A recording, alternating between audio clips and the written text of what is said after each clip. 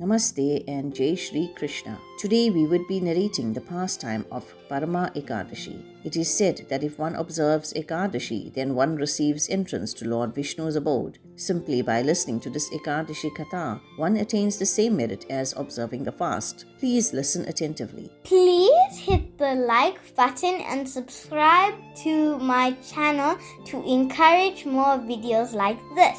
Shri Yudhishthir Maharaj said, O Supreme Lord, what is the name and character of that Ekadashi that occurs during the dark fortnight, Krishna Paksh, of the extra leap year month of Purushottam? Also, O Master of all universes, what is the process for observing it properly? Kindly narrate all of this to me. The Supreme Personality of Godhead, Lord Shri Krishna, replied, O Yudhishthir, this meritorious day is called Paramaa Ekadashi. It bestows the great benediction of an enjoyable life and ultimate liberation, release from birth and death. The process for observing it is similar to that for observing the Ekadashi that occurs during the light part of the month of Kartik. That is to say, on this Ekadashi, one should worship me, the best of all living beings, with full love and devotion. In this connection, I will now tell you a wonderful history, just as I heard it from the great sage in the city of Kampilya. Once a very pious Brahmin named Sumed resided in Kampilya with his wife, Pavitra, who was extremely chaste and devoted to her husband. On account of having committed some sin in his previous life, Sumed was without any money or food grains, and even though he begged many people for food, he could not obtain any substantial amount. He hardly had adequate food, clothing, or shelter for himself and his beautiful young wife, who was of such excellent character that she continued to serve Sumed faithfully despite their poverty.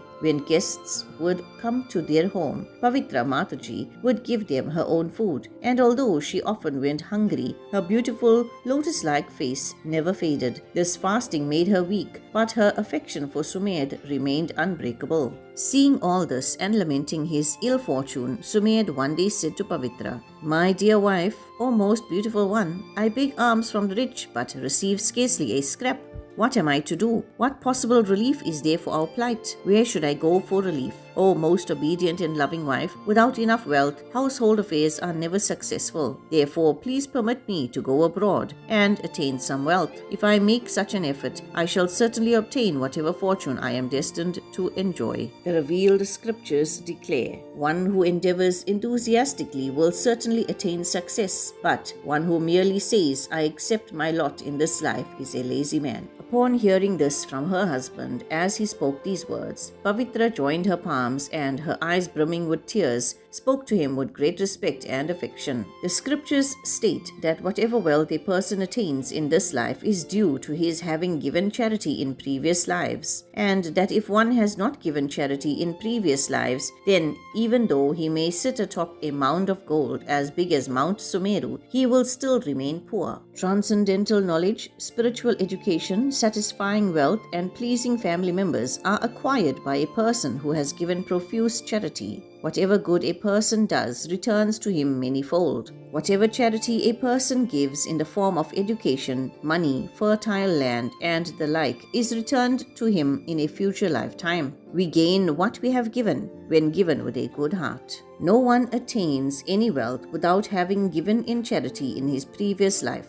O best of the Brahmins, since we are now poor in our previous lives, neither you nor I must have given any or sufficient charity to worthy persons. Therefore, O gracious husband, you should remain here with me. Without you, I cannot live even for a moment. A chaste woman always thinks that pleasing her spiritually situated husband is her heavenly pleasure, utmost duty, and greatest austerity. If her husband is pleased as Purushottam, Vishnu personified, she thinks the Supreme Lord and all the Devas are pleased. Pavitra continued, Please therefore stay with me and be satisfied with whatever wealth we get. Whatever is destined we shall obtain in due course of time and enjoy here in perfect happiness. Hearing these plaintive words from his wife, Sumed decided to remain in their native village. One day, the great sage Kaundinya arrived at their place, and upon seeing him, the Brahmin Sumed and his wife stood up before him and then offered him their respectful obeisances. With his head bowed, Sumed welcomed him. We are very fortunate to behold you here today. O wisest of sages, my life has become successful and I am much obliged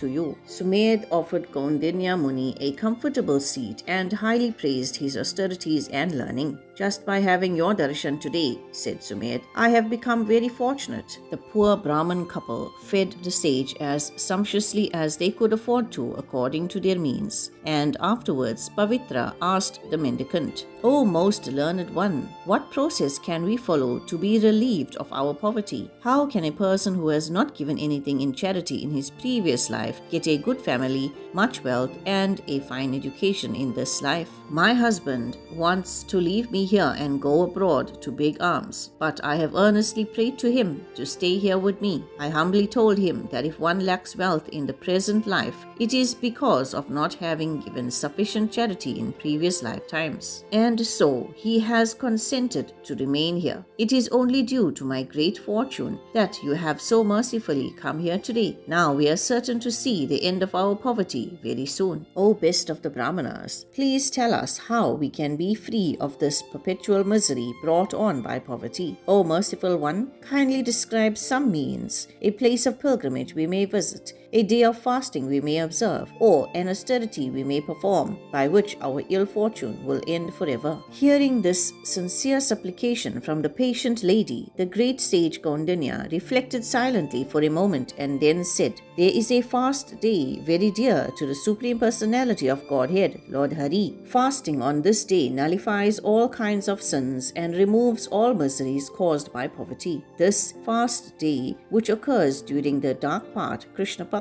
of the extra leap year month, is known as Paramaa Ekadashi. It is the topmost day of Lord Vishnu, hence the name Paramaa. This extra month, Purushottam Maas, dark fortnight Ekadashi, bestows all the necessities of life, such as money and food grains, and at last gives liberation or release. When the evening of this day comes, one should begin singing the glories of the Lord and dancing in ecstasy, and one should continue throughout the entire night. This holy fast was once observed faithfully by Lord Kuber, the treasurer of the Devas. When Lord Shiva saw how strictly he had fasted, Shiva became very pleased and made Kuber the treasurer of heaven. Also, King Harishchandra fasted on this Ekadashi after his dear wife and son had been sold, and the king was able to get them back. Thereafter, he ruled his kingdom with no further impediments. Therefore, O broad-eyed lady, you should also observe the sacred fast of Paramaa Ekadashi, following all the appropriate rules and regulations and remaining awake all night. Lord Sri Krishna continued, O Yudhishthir, son of Pandu, in this way Kaundinya Muni mercifully and affectionately instructed Pavitra about the Paramaa Ekadashi fast. Then he said to Sumed, On the Dvadashi, the day after Ekadashi, you should vow to observe Pancharatriki fast according to all the rules and regulations. After taking a bath early in the morning, you and your good wife, along with both your parents and hers, should fast for 5 days according to your ability. Then you will all become eligible to return home to the abode of Lord Vishnu. Whoever feeds qualified Brahmins nicely on these 5 days has in effect fed all the devas and all the human beings. Whoever donates a pot of drinking water to a twice-born Brahmin during this 5-day period will gain merit equal to that gained by donating the entire planet in charity.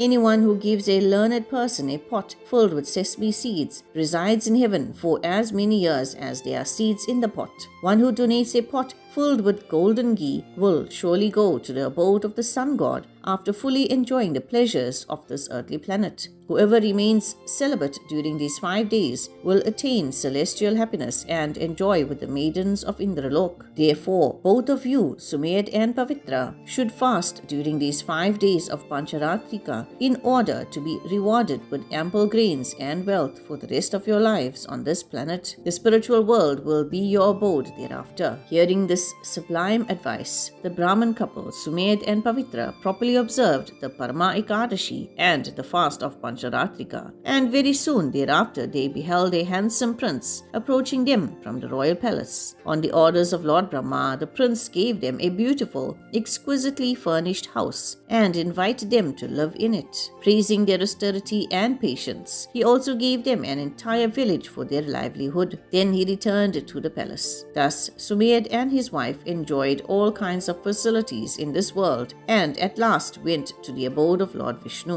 Benefits. Anyone who observes a fast on Paramaa Ekadashi and also the fast of Pancharatrika is freed from all his sins, and after enjoying life he returns to Vishnu Lok, as did the Brahman Sumed and his faithful wife Pavitra. It is impossible, O Yudhishthir, to calculate the extent of the merit one obtains by fasting on Paramaa Ekadashi, for such an observance is equal to bathing in places of pilgrimage such as Pushkar Lake and the Ganga River, giving cows in charity, and performing all sorts of other religious activities. One who fasts on this day has also completed the offerings of oblations to his forefathers in Gaya. He has in effect fasted on all other auspicious days. As in the social order, the Brahmins are considered the best. As amongst four-legged creatures, the cow is the best, and as among the Devas, Lord Indradev is the best. So among all months, the extra month of the leap year is the best. The Pancharatrika fast, the fast of 5 days, Panch, 5, Ratri, nights, in the extra leap year month is said to remove all kinds of abominable sins. But the Pancharatriki fast, together with the fasts of Paramaa and Padmini Ekadashi, destroys all a person's sins. If a person is unable to fast on these days, he should observe the fasts during the extra month according to his ability. The rare human birth is meant for accumulating merit and at last achieving liberating release from this material world. Therefore, one should by all means observe fasting on this auspicious Paramaa Ekadashi. Lord Sri Krishna concluded, O sinless Yudhishthir, as you have requested, I have described to you the wonderful merit one can attain by fasting on the Ekadashi named Paramaa, which occurs during the dark part of the extra leap year month. You should observe this fast if at all possible. King Yudhishthir did exactly as Lord Krishna had instructed, and so did all his brothers and their wife Tirupathi. After enjoying pleasures rarely achieved in the material world, they returned home back to Godhead. Whoever, after taking a proper bath, observes a fast on these 2 extra month Ekadashis will go to heaven and finally attain to the abode of Sri Vishnu, and as he travels there, he will be praised and prayed to by all the Devas. Thus ends the narration of the glories of Paramaa Ekadashi, the Ekadashi that occurs during the dark fortnight of the extra leap year month, from the Skanda Puran. Namaste. Haribol.